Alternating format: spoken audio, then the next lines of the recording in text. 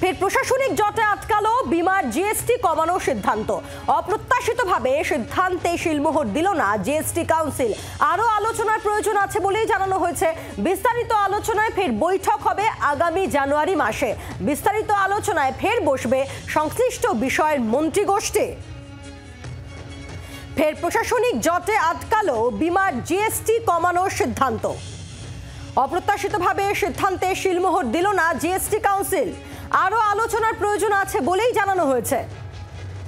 আগামী বছর আবারও বৈঠক, একেবারে আগামী বছর শুরুর দিকে জানুয়ারি মাসে বৈঠক হবে আবারও। কথা বলবো, রাজীব চক্রবর্তী রয়েছেন আমাদের সঙ্গে টেলিফোনের প্রতিনিধি। রাজীব, একটা ধাক্কা কি বলা যেতে পারে? দেখো, অবশ্যই বড় ধাক্কা, সাধারণ মানুষের ধাক্কা এবং আম জনতা যেভাবে আশা করেছিল যে জিএসটি কাউন্সিলের ৫৫তম কাউন্সিলের বৈঠকে সাধারণ মানুষ এক্ষেত্রে একটা স্বস্তি পাবেন, একটা আশ্বাস, কোথাও না কোথাও একটা আর্থিকভাবে স্বস্তি পাওয়ার বিষয়।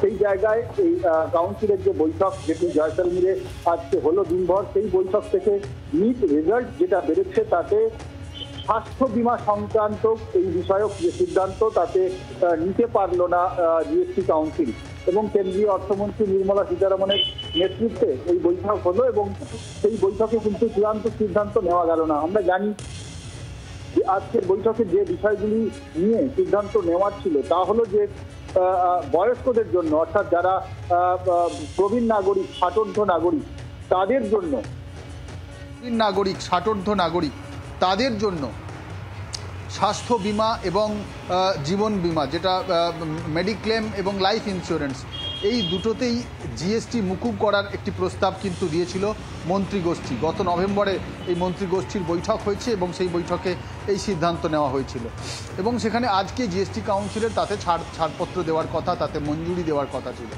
এই বিষয়ে চূড়ান্ত সিদ্ধান্ত হলো না।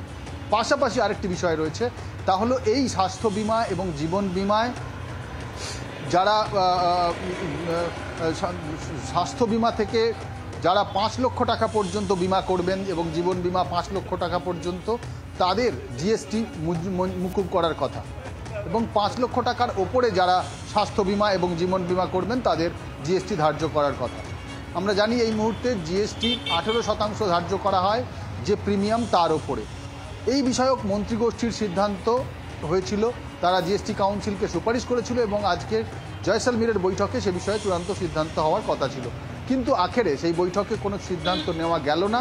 এবং এখনও পর্যন্ত যে খবর আমাদের কাছে আসছে, যদিও এই জিএসটি কাউন্সিলের বৈঠকের পরে একটি সাংবাদিক বৈঠক হওয়ার কথা রয়েছে, যে বৈঠক এখনও শুরু হয়নি, কিন্তু ইতিমধ্যেই সূত্র মারফত আমাদের কাছে যে খবর এসে পৌঁছচ্ছে তাতে কিন্তু এই সিদ্ধান্ত নেওয়া যায়নি।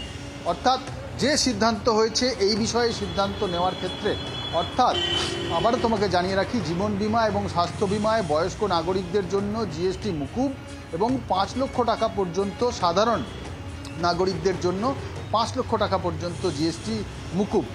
এক্ষেত্রে সেই সিদ্ধান্ত নেওয়া গেল না। যেটা ঠিক হয়েছে, আগামী জানুয়ারিতে আবার জিএসটি কাউন্সিলের বৈঠক হবে এবং তার আগে মন্ত্রিগোষ্ঠীর বৈঠক হবে এবং মন্ত্রিগোষ্ঠীর বৈঠকেই এ বিষয়ে আবারও বিবেচনা করা হবে, পর্যালোচনা করা হবে। অর্থাৎ পর্যালোচনা, বিবেচনা এগুলো চলতেই থাকছে।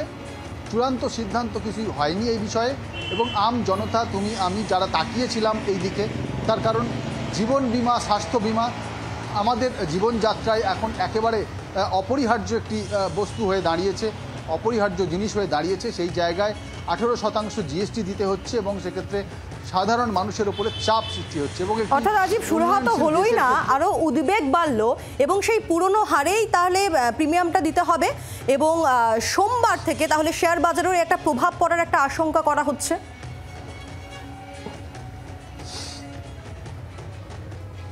অবশ্যই এর প্রভাব পড়বে, তার কারণ দেশের অর্থ ব্যবস্থা, শেয়ার বাজার পুরোটাই কিন্তু একেবারে অঙ্গাঙ্গিভাবে জড়িত এর মধ্যে। জিএসটি এই তোমার স্বাস্থ্য বিমা এবং জীবন বিমায় থাকবে কিনা, তার সঙ্গে যদি জিএসটি না থাকে তাহলে আরও বেশি করে মানুষ এই জিএসটির আওতায় না থাকলে হ্যাঁ রাজীব, বিমার মানুষ আকৃষ্ট হবে, এমন একটা কিন্তু যুক্তি ছিল। এবং আর্থিক বোঝা কমলে খুব স্বাভাবিকভাবেই মানুষ বিমা করতে বেশি করে যাবে, যেটি দরকার একটি উন্নয়নশীল দেশে। সেটি কিন্তু হলো না। এখনো যদিও সরকারের তরফে বা জিএসটি কাউন্সিলের তরফ থেকে এখনো পর্যন্ত চূড়ান্ত সিদ্ধান্ত হয়নি। যেটি জানা যাচ্ছে যে সিদ্ধান্ত হবে আগামী জানুয়ারিতে, পুনর্বিবেচনা করা হবে, পর্যালোচনা করা হবে আরও বিষয়। তবে তোমাকে জানিয়ে রাখি যে দামি জুতো, দামি ঘড়ি এ বিষয়ে এদের উপর জিএসটির হার বাড়ানোর কথা ছিল। 150টি বিষয় নিয়ে আজকে সিদ্ধান্ত হওয়ার কথা। একটু পরেই সাংবাদিক সম্মেলন শুরু হবে জয়সলমেরে, তারপরেই কিন্তু পুরো বিষয়টা স্পষ্ট হবে। নজর রাখো। ধন্যবাদ রাজীব। বাংলার আওয়াজ, বাঙালির আবেগ, জি 24 ঘন্টা।